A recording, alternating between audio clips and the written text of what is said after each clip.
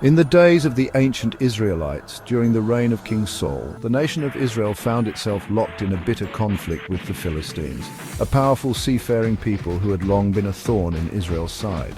The Philistines had advanced into the territory of Judah and gathered their forces for battle at Soko. King Saul and the men of Israel set up camp in the valley of Elah, preparing for confrontation. The two armies took positions on opposing hillsides with a valley between them, but instead of immediately charging into battle, the Philistines put forth a terrifying challenge. From their ranks emerged a warrior named Goliath, a giant of a man who stood over 9 feet tall, clad in heavy bronze armor and wielding a massive spear whose shaft was as thick as a weaver's beam. Goliath's appearance alone was enough to make the bravest soldier hesitate. Every morning and evening for 40 days, Goliath stepped forward and mocked the Israelites. With a booming voice, he challenged them, "Choose a man from among you and have him come down to me.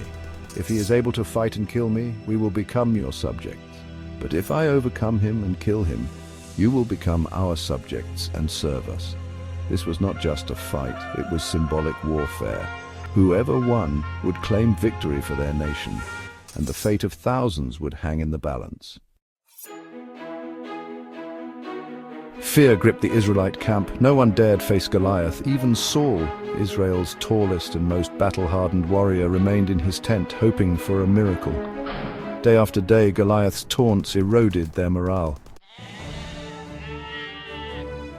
Meanwhile, far from the battlefield in the town of Bethlehem, a young shepherd named David tended his father Jesse's sheep. David was the youngest of 8 brothers, and while his older siblings were seasoned warriors serving in Saul's army, David's duties were humble. He spent his days in the fields, protecting sheep from lions and bears, and playing music on his harp. But David was not ordinary.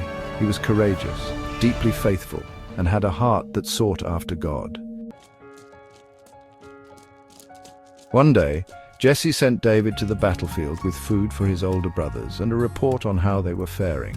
When David arrived at the camp, he left the supplies with a keeper and hurried to the front lines where he greeted his brothers.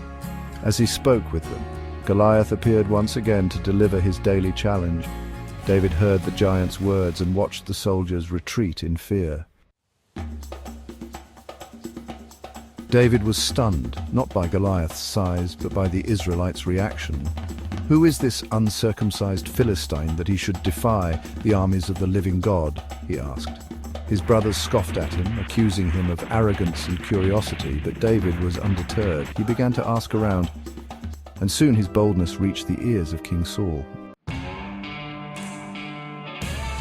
David was summoned to Saul's tent. He stood before the king and declared, "Let no one lose heart on account of this Philistine. Your servant will go and fight him."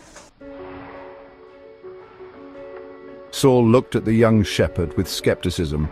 "You are not able to go out against this Philistine and fight him. You are only a boy, and he has been a warrior from his youth."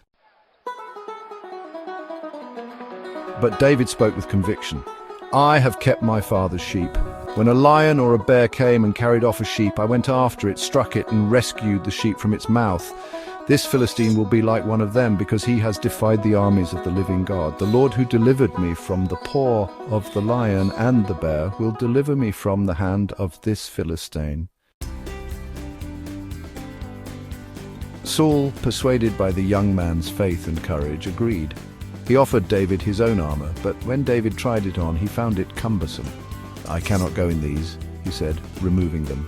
Instead, he took only his staff, his sling, and 5 smooth stones from a nearby brook, his familiar tools of defense.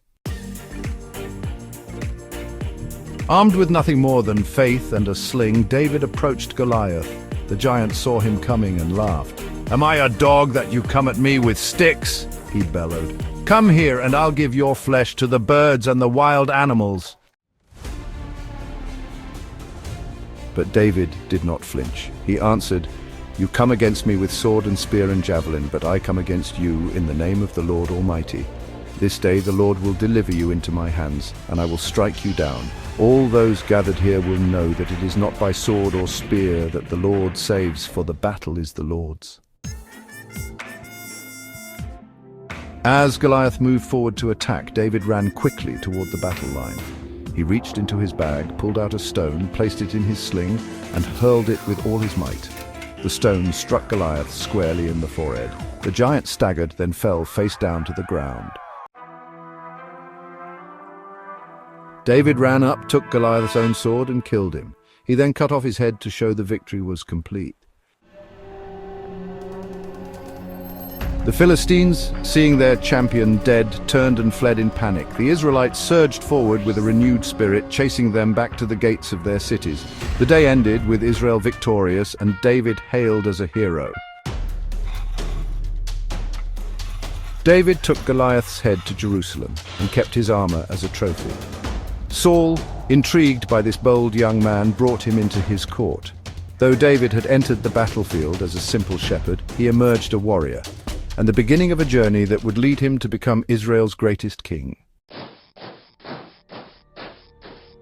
This story is more than a tale of military triumph. It is a timeless lesson in faith, courage, and the power of trusting in something greater than oneself. David faced overwhelming odds. He was smaller, younger, and unarmed by conventional standards, but he believed in the living God, and that belief made him fearless. The message of David and Goliath continues to resonate across centuries.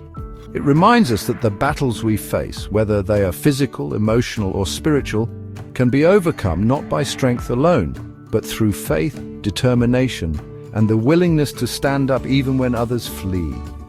It's not always the mightiest who triumph, but those with the most heart.